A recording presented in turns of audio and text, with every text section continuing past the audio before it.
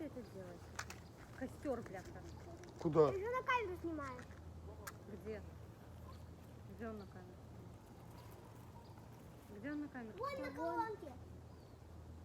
Папа, Ты там что, делать всё нехрен? Ну хочу просто видео себе заснять на память. Какое видео?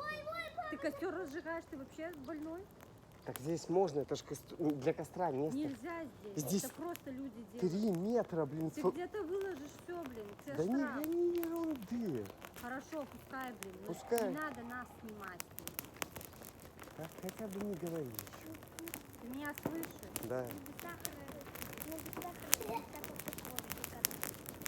Бляха больной вообще или что? Я, блин, стою, пиво наливаю. Ты меня снимаешь. Тебя не было видно, ты не было в кадре, там низко, видишь, огонь идет. Папа, здесь дерево поставишь. Разве есть мозги у вашего папы? Ой, а где ты сама? Какое дерево высоко? О,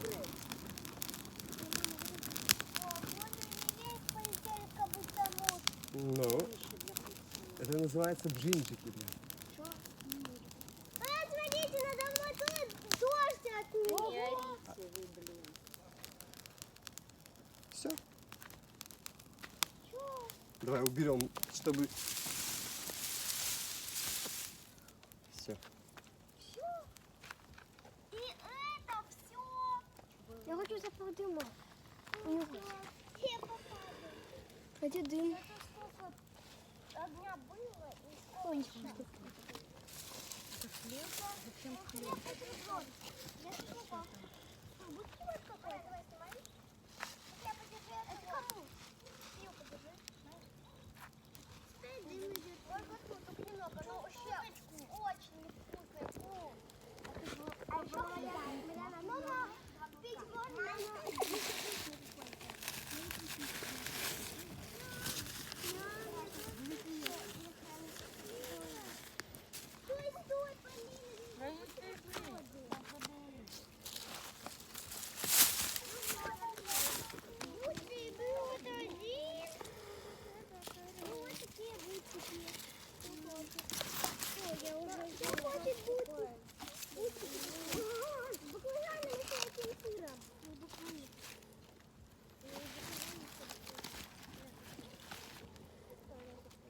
Блин.